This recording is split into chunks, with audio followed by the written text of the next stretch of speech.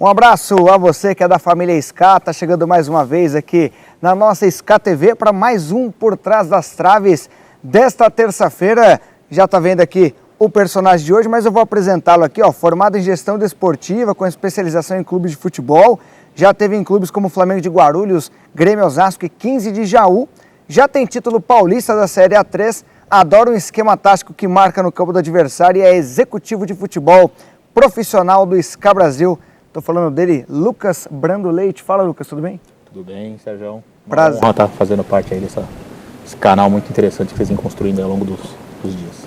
Legal, prazer recebê-lo aqui na SCA TV e hoje a gente quer saber um pouquinho sobre sua carreira, sua história, sobre o que faz um executivo de futebol.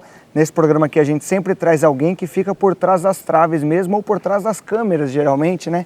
Aquela pessoa que não aparece muito na mídia e tudo mais, mas que faz um trabalho importante ali dentro do clube. Então você pode começar falando sobre sua formação, como é que começou esse carinho pelo futebol, vontade de trabalhar com futebol? Acho que como todo mundo que trabalha com futebol, né? Tentei aí ser jogador, não consegui, eu era goleiro, né? Então chegou uma hora que eu parei de crescer.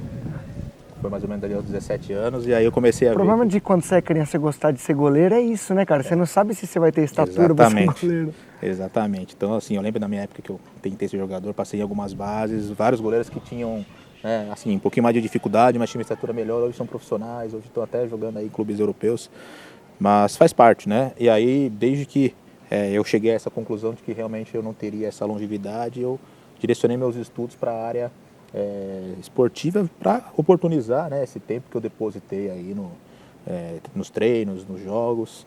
Eu inicialmente, assim, o curso não existia uma graduação específica para um executivo de futebol. Eu vi muita injustiça, né, quando eu tentei ser jogador, muito jogador injustiçado, muitos jogadores talentosos que não tinham oportunidade, muitas vezes porque não tem ninguém que fosse lá e enxergasse isso, né? Então eu escolhi a minha profissão muito pautado na ideia de fazer essa justiça, né, no futebol, de proporcionar aí a clubes e atletas aí uma soma de forças legal, né? E aí eu fiz diversos cursos sobre diversas áreas aí do esporte antes de fazer minha graduação, porque eu acredito que para você administrar você tem que conhecer um pouquinho de cada área. Claro. Não adianta eu simplesmente fazer um curso sobre administração esportiva e não entender o trabalho do treinador, não entender o trabalho do preparador físico, não entender o trabalho do preparador de goleiros, da fisioterapia. Puxando isso para o campo, a gente recebeu em um dos nossos programas o Leandro Melich, que é treinador do profissional, né? Sim, trabalhamos juntos. Ele falou sobre colocar os jogadores para atuar em várias posições, porque aí ele conhece a posição do outro, né? Para poder trabalhar melhor dentro daquela posição que é a dele. Sim. É a mesma coisa que você está falando aí, só que fora do campo, né? Isso, e assim, se você pegar os executivos de futebol que atuam no mercado, um vai ter um curso de educação física com especialização em gestão do futebol, outras vezes vai ter um curso de administração e uma outra graduação em educação Exato. física. Então, assim, é uma área que não exige uma receita de bolo, né? Existe uma flexibilidade. Só que eu realmente busquei fazer primeiro cursos, né, de extensão, cursos livres aí, sobre todas as áreas, vivenciei um pouquinho assim estágios, que eu fui batendo de porta em porta para realmente começar a observar, até que eu fiz uma graduação, né, que é específica em gestão do desporto, onde realmente eu pude ter essa diretriz, mas já com um pouquinho de know-how oriundo aí dos cursos anteriores. Né? E também busquei formação em cursos de assuntos, né, da área empresarial, do mundo corporativo, então gestão de pessoas, gestão de conflitos, porque a tendência do futebol é cada vez mais ele ir se transformando como uma empresa. Eu não quero esperar isso acontecer para ter que me adaptar, para ter que me reinventar, né? Então eu busquei aí ter uma formação bem eclética para que eu pudesse realmente estar entendendo aí o trabalho de todo mundo, sabendo avaliar uma contratação de um profissional, porque muitas vezes a gente acha que o trabalho do executivo é montar o time e simplesmente esperar o resultado vir, ficar lá assistindo, né? E na verdade não adianta você ter uma equipe qualificada de jogadores, mas você não ter uma equipe por trás, um preparador físico bom, um treinador bom, um staff interessante, cada um completando o outro, né? Então, em geral, assim, o executivo ele monta assim, a equipe, ele faz ali a gestão do dia a dia, a gestão da comissão técnica, a gestão de pessoas, dos próprios atletas, né? A gestão de qualquer foco de crise ou de conflito que venha a estar vindo, interferir no ambiente. E eu, particularmente, sou um cara que gosto muito de estar próximo, de estar ali, se vendo isso, até às vezes até estar chateado, estar cabisbaixo. Então eu gosto de chegar ter um relacionamento ter próximo. um relacionamento interpessoal com todos, né, próximo. Existem vários estilos de liderança, eu já vi gente falando que esse é o estilo correto, ou que o estilo correto é você ser linha dura, ser general. Eu não acredito em estilo certo ou estilo errado. Nós temos exemplos do Tite, que ganhou tudo aí sendo um paizão. Nós temos exemplos do Felipão, que também ganhou tudo sendo paizão. Temos exemplos do Muricy, do Tele Santana, que ganharam tudo sendo um pouquinho mais disciplinadores, né? Então eu acho que não existe um método correto, existe uma flexibilidade em relação à liderança, o estilo de cada liderança, cada um tem a sua característica, e eu acredito muito no poder de conexão. Né? Existem aí dentro dos conceitos de gestão de pessoas, são vários estilos, né, de liderança e várias bases do poder. Então eu busco sempre me aprofundar nisso, entender o que está acontecendo e estar ali sempre fazendo essa gestão de pessoas no ambiente. Aí. E como começou isso na prática? O primeiro clube seu, como é que foi essa primeira oportunidade de trabalhar dentro do futebol, depois de todas essas formações que você foi fazendo aí ao longo do tempo? Bom, o meu começo foi no Audax, o Audax hoje que está em Osasco, mas lá atrás ele era o Pão de Açúcar Esporte Clube, era em São Paulo, antes do seu Mário Teixeira estar arrematando e levando para Osasco. Então ali eu tentei ser jogador lá por 2 oportunidades, no meu começo de carreira, e depois no meu final voltei, acabou não dando certo, e era o clube que estava ali mais próximo ali da minha casa na época. E eu bati ali na porta, posso ver, o que eu posso ajudar? Puta, vai lá na arquibancada e conta os passes errados lá do adversário. Então assim, nunca... Faz um scout na unha aí. Nunca foi, não foi um emprego, né? Essa primeira passagem para o Audax, mas foi uma coisa bem legal que eu pude realmente vivenciar o ambiente e me cativou muito. Aí, posteriormente a isso eu tive um processo parecido no Clube Atlético Taboão da Serra, que é o clube da minha cidade natal, onde foi basicamente a mesma coisa. Poxa, o que eu posso ajudar, o que eu posso estar somando aí, o que o clube não tem que eu posso estar somando forças, até que surgiu o primeiro convite para eu estar realmente sendo um executivo de futebol, que foi no Flamengo de Guarulhos, no ano de 2016, eu fiquei lá até metade de 2017, uma experiência muito legal, muito agregadora, né? Uma equipe tradicionalíssima, que teve, assim, naquele período, foi um período de dificuldade, de transição, e então eu aprendi muito, né? O pessoal fala que na dificuldade se aprende mais, então assim, não poderia ter escola melhor do que o Pão de Açúcar, né? Que eu ali angariei muita coisa legal, assim, de organização, mas principalmente o Flamengo de Guarulhos, porque eu vi que realmente nem todos os clubes são como o SCA, como o Red Bull, como o Pão de Açúcar, e ali eu pude ter ali uma visão mais equilibrada do todo. E aí depois do Flamengo de Guarulhos, eu fui para o Capital, que é um Capital Futebol Clube, que é um clube do Tocantins, que inclusive no ano passado fez uma parceria com o SCA, né? O SCA representou, emprestou seus jogadores, sua comissão técnica para representar esse Professor clube. Nogueira, né? Isso, sub-20 profissional. E eu estava lá no Tocantins por outro clube, né, que é o Interporto. Então eu pude conhecer o Leandro, que trabalha comigo hoje lá, enfrentando eles, né? Eu estava no Interporto, eles estavam no Capital. Que legal. Foi o primeiro contato com o SCA Brasil. Foi. E, na verdade não foi o primeiro, porque em 2019 e 2020 eu trabalhei no Audax. É verdade. Foi campeão paulista da Série A3 e na época, né, eu conversava muito com o pessoal daqui, o seu Domingos, o Edmilson, porque o SCA, né, ele é oriundo do Osasco Futebol Clube, que era um dos clubes lá do nosso grupo, então a gente teve alguns diálogos bem bacanas. O SCA jogou o primeiro ano lá naquele estádio do Rochdale, né, que é o estádio do Audax. Então, voltando aqui, depois do Capital, eu ingressei esse trabalho no Audax, onde a gente foi campeão paulista da Série A3, ganhei outros torneios aí, a Gotia Cup China, né, que é um torneio sub-25 que tem na China, e a gente levou praticamente um sub-20, conseguimos ali o título. Quanto tempo você ficou na China? Você foi para a China? Eu não cheguei aí, cheguei aí, porque a gente estava mais focado ali no processo da Copa São Paulo, né? Entendi. Mas o plantel que conquistou o título da Série A3, parte desse plantel foi e parte do sub-20 ali que estava estourando a idade foi para lá, foi campeão, né? E também teve o quadrangular draft, que foi um torneio bem interessante, que foi um torneio de preparação, né? Os clubes da 1, da 2, da 3 fizeram da Grande São Paulo ali um torneio, a gente também conseguiu se sagrar campeão. E antes, né, do Capital, acabei pulando uma experiência que eu tive na Chapecoense, né, em parceria com a Escola 360. A Escola 360 é uma escola que tinha uma parceria com a base da Chapecoense e fazia toda a parte de análise de desempenho das categorias de base da Chapecoense. Eu era o coordenador desse processo. Foi uma experiência bem legal, foi meu primeiro contato assim, direto com a base, né, que eu sempre fui muito focado ali no profissional.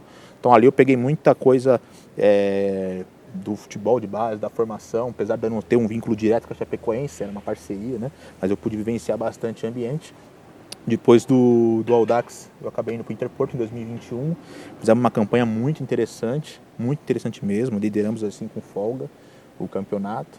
E aí teve aquela parada da pandemia que parou todos os campeonatos, que voltaram ali um mês depois, 2021. Teve a parada de 2020, teve a parada de 2021, que durou pouco tempo, só que lá no Tocantins eles decidiram que o campeonato ficaria paralisado de março a dezembro. Nossa. E aí pra mim não teria muito sentido eu ficar lá todo esse tempo. Eu acabei voltando para São Paulo, trabalhei no Campeonato Paulista da Segunda Divisão, né, na Bzinha, ano passado no Cristo de Jaú.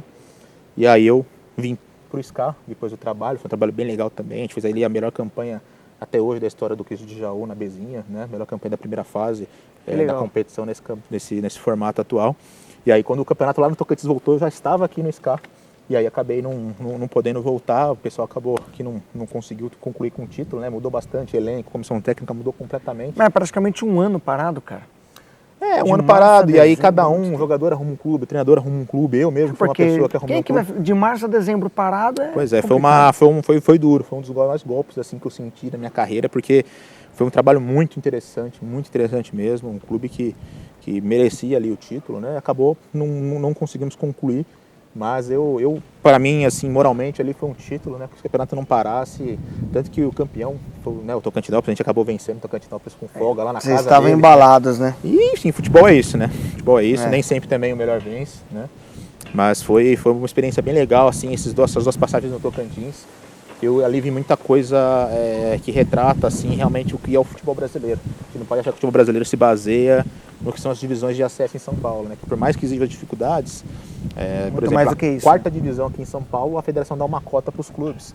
Por exemplo, o clube que representa o Tocantins na Copa do Brasil, na Série D, que é campeão lá, não recebe nada. Nossa. Nem o campeão recebe uma premiação, isso na primeira divisão estadual. Então, mostra bastante ali a disparidade, né? E o ano passado foi um ano bem interessante, porque eu trabalhei em dois contextos completamente diferentes, né? O Interporto, no Tocantins no primeiro semestre, depois o 15 de Jaú, que foi até o clube onde o nosso presidente começou a sua carreira, né?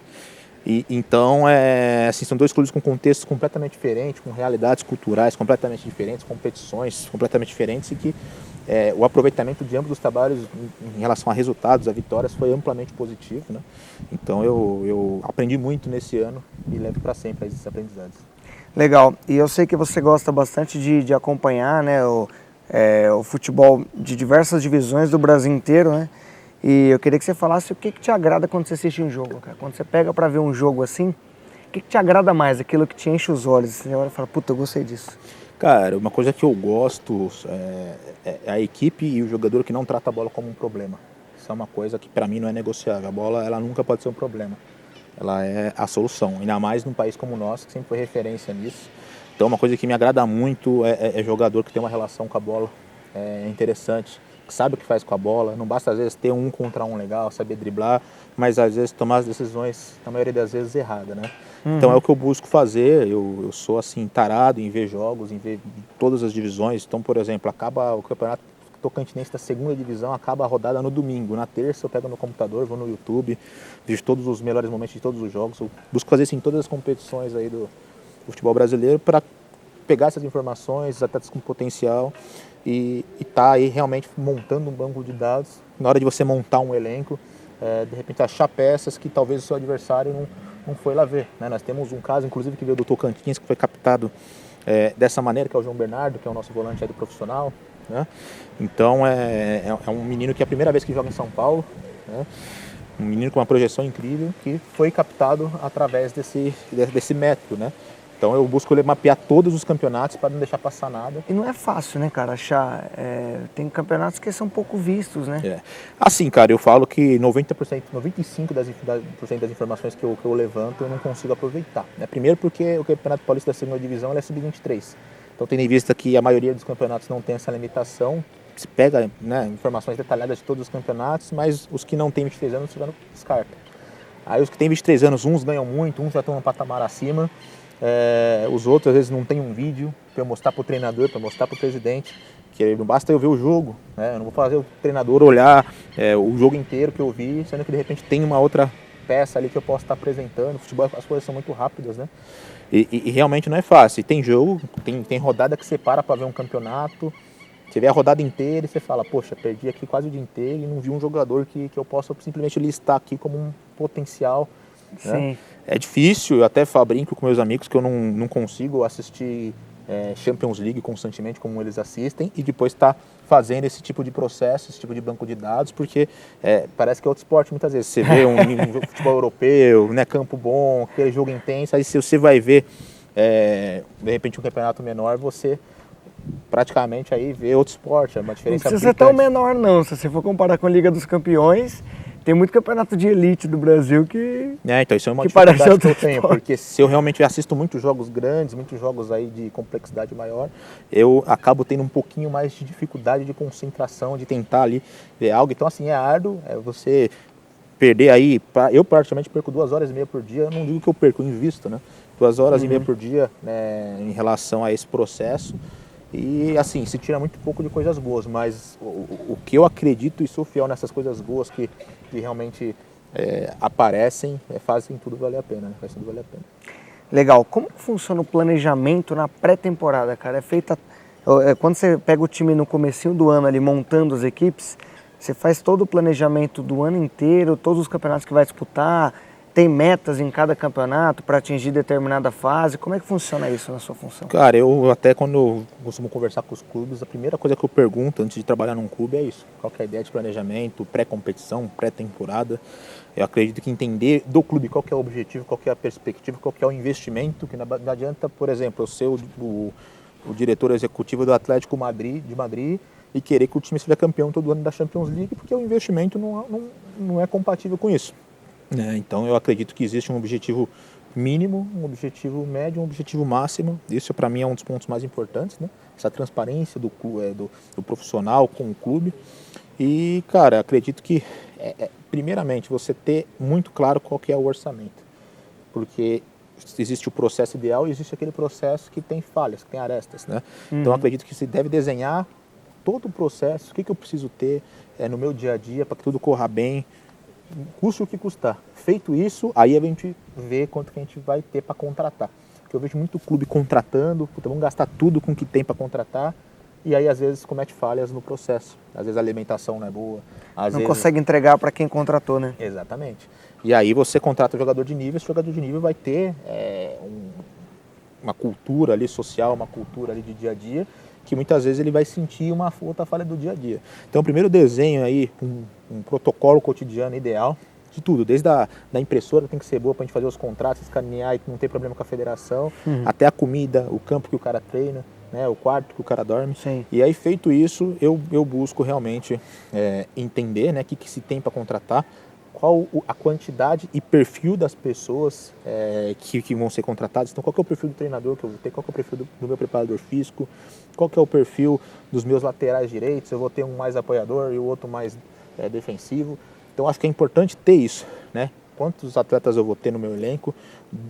São 28, então desses 28, como que eu vou dividir? Quantos zagueiros, quantos laterais? Desses zagueiros, quantos canhotos, quantos ambidestros, quantos destros? Isso é tudo feito em conjunto com o treinador? Isso, geralmente eu busco, né, quando eu escolho o treinador, um treinador que geralmente é compatível com uma ideia de jogo que eu compactuo, que é a construção de jogo, a intensidade, né, não tratar a bola como um problema, mas sempre em consenso com o treinador. Porém, eu acho assim, muito importante que o clube construa isso enquanto instituição, independente de quem seja o treinador, no decorrer do tempo, né, no decorrer do desenvolvimento do processo, a instituição tenha isso bem claro. Aqui o clube tem uma metodologia muito interessante, muito boa, que já tem meio que isso desenhado, né? E claro que uma outra especificidade do campeonato, da divisão de acesso, ela deve ser considerada. E aí, feito isso, a gente vai realmente para as contratações, sempre não só olhando o jogador, mas olhando o ser humano, né? Hoje em dia está cada vez mais complicado se montar elenco, tem uma série de questões que atrapalham, manipulação de resultado, o processo extracampo, né? Se a gente parar para pensar, os nossos últimos grandes jogadores que a gente forneceu para o mercado internacional, quase todos se envolveram em escândalos extracampo, muitos pararam de jogar mais cedo do que o esperado, né? Robinho, o próprio Ronaldinho, Adriano Imperador, Neymar aí se envolveu em diversas polêmicas aí. Então, assim, infelizmente nós somos um país que ainda falha muito em formar jogador aí para o mercado internacional. Então, qualquer aspecto comportamental, mesmo numa divisão inferior, mesmo num processo de um clube menor que de repente não vai pagar um salário astronômico, tem que ser levado em consideração, porque se a gente pensa em comercializar, se a gente pensa em ter um retorno esportivo e financeiro com esse jogador, tudo isso tem que ser considerado, né? Então, montada a comissão, montado o elenco, eu acredito que muito é na questão do planejamento e na periodização dos treinamentos. Então, poxa, quais avaliações físicas e clínicas nós vamos fazer para obter dados para que o trabalho corra bem, né? Quais os conteúdos, as informações que precisam, né, ser passadas para os jogadores no decorrer da pré-temporada, em qual momento, quando os jogos treinos vão ser feitos, em qual momento, contra qual nível de adversário. E aí vai ter também todo um planejamento logístico, operacional, financeiro para que essa operação ocorra. Então o planejamento da pré-temporada ele envolve muito de também acompanhar o que os outros adversários da competição que você vai vivenciar estão fazendo. Acho isso muito importante. Boa, e sempre planejar cenários, né? Então, por exemplo, ano passado no Cristo de Jaú nós estreamos contra o Oswaldo Cruz, que é uma equipe que tinha feito uma parceria com o Barretos, jogada a Série A3 pelo Barretos. E era uma equipe bem provocativa, que gostava de confronto, que é normal, é uma estratégia, né? A escola argentina, né? E então, sabendo disso, a gente não sabia como os atletas iam se comportar. A gente marcou os 2 últimos jogos treinos antes de começar a competição pautado nisso. Pautado em, poxa, vamos marcar com equipes que têm esse perfil, vamos ver como os atletas reagem, vamos, né? Dar um feedback para eles, olha, vocês reagiram de uma forma que não foi legal, é isso que a gente vai enfrentar, ter uma segunda experiência em relação a isso, para que na competição a gente consiga vivenciar esse tirar de letra. Acabou dando certo, né? Esse ano aqui no SCA Brasil a gente buscou realmente também fazer esse tipo de situação. Por conta da Copa do Mundo, o calendário se modificou muito. Então, por exemplo, a gente não conseguiu fazer tantos jogos treinos como a gente queria. A gente acabou fazendo um jogo treino contra o Palmeiras no decorrer já do campeonato. A gente fez um ótimo jogo e não foi 0-0, mas foi uma performance muito boa. Então a gente, eu particularmente acredito muito nisso. E não só vou fazer um jogo treino, mas o porquê, o como isso vai impactar na minha temporada. Né? Boa. A gente vai continuar o papo aqui, mas antes eu quero dar um recado para você, falar da Air Fryer Mondial, que é linda e prepara tudo sem óleo. Para você que gosta de peixe, frango, carne, faz picanha, faz até pudim e bolo, tudo é com a Mondial, porque Air Fryer é Mondial e Mondial é a escolha inteligente. Vou mandar um salve também pro pessoal do Futbar e Açaí, ó, tá vendo esse lanche aqui? Ó, esse aqui é do Lucas, tá? Depois ele vai mandar para dentro. O Futbar e Açaí é nosso parceiro aqui, sempre manda os lanches pra gente aqui nos dias de gravação, nos dias dos podcasts, e estão com a gente sempre aí. Obrigado ao Futbar e Açaí. Se você quiser acompanhar um jogo de futebol, o jogo do seu clube do coração, sempre passe aqui em Santana de Parnaíba, é só chegar lá, escolher o seu lanche e assistir o jogo, tá bom? Ô Lucas, continuando aqui, cara, eu queria saber se tem alguma, durante a temporada, se tem alguma agenda com o treinador, assim, aquele bate-papo, ou é casual, de vez em quando vocês falam sobre como é que está o andamento, como é que funciona isso? Você participa de pré-eleições ou não, como é que é? Não, como eu falei no começo, eu particularmente eu gosto de estar realmente bem próximo, né? Entendendo, porque eu vejo muito no futebol brasileiro aquele vício de perdeu 2, manda o treinador embora, o treinador não serve. Então eu gosto de estar bem em cima, bem atento, para realmente estar entendendo também o lado do treinador. Claro. Às vezes, poxa, por que o fulano não vai jogar? Mas muitas vezes o fulano está voltando de uma lesão, muitas vezes o fulano tem um problema de comportamento. Então eu particularmente estou realmente em todos os processos, concentrações, pré-eleições, vídeos analíticos, eu gosto muito de ver. Porque eu gosto de entender o processo, eu tenho esse senso de autocrítica muito, muito interessante sobre o processo, né?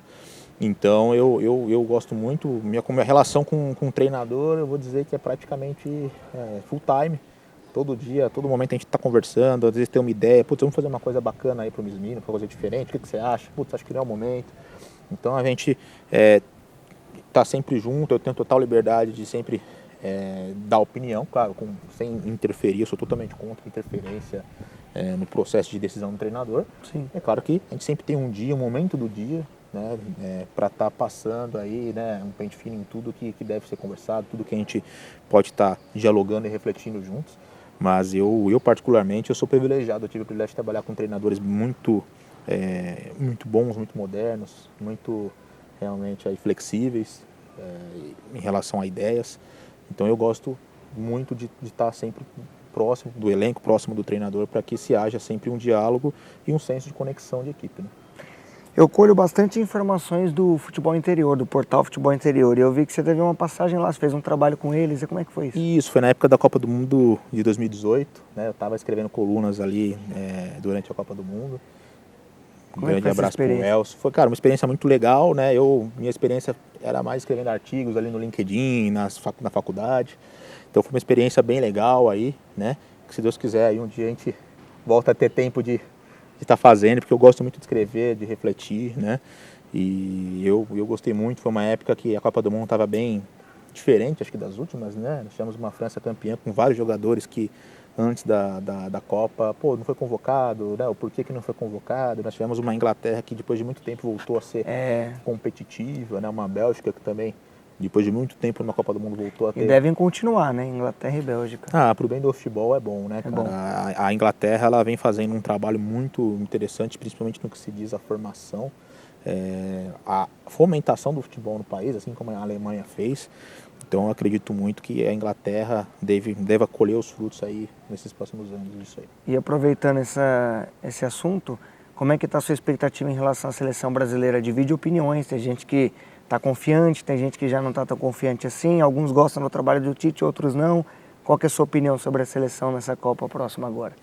Bom, o Tite, além de um treinador estrategista, apesar de ter uma ideia de jogo que eu não compactuo muito, mas também não acho que é um problema, é um excelente gestor de pessoas, gestor do dia a dia. Eu acredito muito que nós temos sim condições de brigar por título, não somos o favorito, mas nós temos muitas condições realmente de estar disputando esse título até o final. Acredito que nós temos aí Inglaterra, França, Bélgica, Espanha, como aí grandes adversários, a própria Argentina, né? Nós vimos agora na Copa América que realmente é um time que está cada vez ficando mais forte, mais interessante. Mas eu acredito que depois de muito tempo, né, apesar das críticas recentes, que a seleção não fazia uma campanha tão boa nas eliminatórias, um trabalho com tanta longevidade. A melhor de todos os tempos, né? A melhor de todos os tempos. É claro que hoje não se vê mais, né, tantos craques. Você pega, por exemplo, a seleção de 2002 que não fez aí uma boa eliminatória, teve diversas trocas no comando, né, em relação aí à Copa de 98 até a Copa de 2002, mas acabou, né, você olhava o time ali individualmente, você tinha peças que eram realidade e outras que tinham muita projeção, como o próprio Edmilson, né. Então eu acredito que realmente, de modo geral, o futebol brasileiro ele está cada vez mais tendo aí essa carência de grandes jogadores, que façam a diferença, mas eu acredito muito que nós temos grandes chances de estar conquistando esse título. Acho que das últimas 3, 4 Copas é a Copa que a gente tem mais essa possibilidade, mas ainda assim é um processo árduo.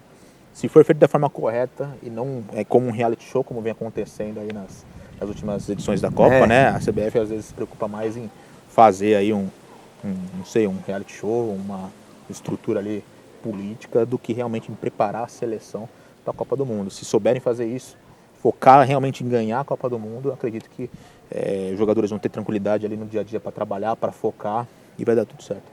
Legal. Para a gente encerrar, no seu ramo de atuação, você tem alguma referência que você queria destacar? Ou algum trabalho de um clube assim que chama a sua atenção, que você gosta de acompanhar? Cara, ao longo da minha formação, enquanto indivíduo, enquanto profissional, eu tive assim diversas referências. A primeira, não posso deixar de destacar, é o Thiago Scuro, que hoje é o presidente do Red Bull Bragantino, é o CEO, né? Ele era o dirigente do Pão de Açúcar Esporte Clube, quando eu tentei ali uma carreira como jogador. E quando eu parei, a pessoa que eu me inspirava ali era ele, pela pessoa que pela forma como conduzia os processos e pela assertividade nas decisões, pelo profissionalismo ali no dia a dia. Um outro cara que eu ouço poucamente falar, e quando eu falo, muitas vezes as pessoas até não entendem, como executivo de futebol, foi o Antônio Lopes. O Antônio Lopes teve uma passagem no Botafogo, se não me engano, em 2017 ou 2018, e foi muito assertivo ali nas decisões, chegou longe na Libertadores com um orçamento muito enxuto. Sim. E a condução do processo dele ali no dia a dia foi muito interessante, né? No dia a dia ali, em relação à liderança, eu gosto muito de duas pessoas que não são executivos de futebol, mas eu me espelho muito. Um é o Fernando Diniz, que foi acho que talvez o cara que me fez escolher essa profissão, só de estar ali próximo, ali tentando ajudar, tentando observar e vendo como ele conduz, vendo como ele é diferente, isso em 2013, né? E hoje a gente está vendo ele começando a ter aí, né, a colheita de tudo isso que ele plantou. Na época que você teve no Audax, ele estava por lá? Na verdade, quando eu parei de jogar, foi quando eu bati na porta do Audax, era quando eu tinha mais próximo ali, né? Então eu ia ali ver os treinos, ia ali, contar ali os passos errados, entregar ali para auxiliar. Então era ele o treinador, eu nunca tive nesse primeiro momento muito contato com ele, mas no decorrer da minha carreira aí eu acabei encontrando ele bastante. É um cara que assim eu tenho como uma referência por pensar algo diferente, por acreditar numa ideia e realmente ali ser um líder, que muita gente acha que às vezes o estilo de liderança dele não é legal, mas eu consigo entender o que tem por trás. Acho sim que tem coisas que podem e devem ali ser aprimoradas, mas eu gosto muito do Fernando Diniz. E um outro ponto, um cara que eu gosto muito também, apesar de eu ter tido muito pouco contato com ele, mas sempre muito humilde, muito solícito, muito agregador, é o Dorival Júnior, que hoje é o treinador do Flamengo. Para mim o Dorival Júnior é o treinador mais completo do Brasil, né? Porque é um cara que talvez não tenha o melhor treino, talvez não tenha ideia de jogo mais moderna, mas nem o treino nem o jogo dele é ultrapassado, ele tem uma ideia de jogo interessante, ofensiva, e ao mesmo tempo que ele pratica conceitos modernos de jogo, ele é o cara da velha guarda, que o jogador respeita, que sabe chegar junto com o jogador mais experiente. Então, hoje em dia a gente fica consegue dividido. ter o equilíbrio, né? Ou o cara é que nem o Felipão, um cara mais antigo, que né, tem o estilo dele, ou o cara é um Fernando Diniz, que é um cara cheio de ideias novas. Eu acho 8 que ou 80, né? o Dorival ele consegue ter esse equilíbrio, além da gestão de pessoas dele ser muito parecido com o que eu busco fazer aí no dia a dia, que é esse poder de conexão, você entender o problema do atleta, você entender o problema de todo mundo que está ao redor, da tia, da cozinha, e sempre buscar a soma de forças, né? Eu gosto muito desses profissionais citados e acredito muito que eles têm muito a ensinar para mim e a ensinar para muita gente da área. Legal. Lucas, obrigado, cara. Obrigado pela sua presença aí no SKTV. É uma honra, né? Parabéns pelo trabalho que vem sendo feito aí frente à SKTV. E é só o começo. Deus quiser aí, o SK crescendo, SKTV crescendo e todos nós crescendo juntos aí. Com certeza. Você da família SK, se não curtiu ainda nosso vídeo, curta, pode comentar aí, fica à vontade, comenta sobre esse papo que você assistiu aí. Claro, inscreva-se no canal e ative o sininho para receber notificações sempre dos vídeos que vão saindo aí do decorrer da semana, tá bom? Grande abraço para você, excelente semana, até terça-feira que vem no próximo Por Trás das Traves. Tchau!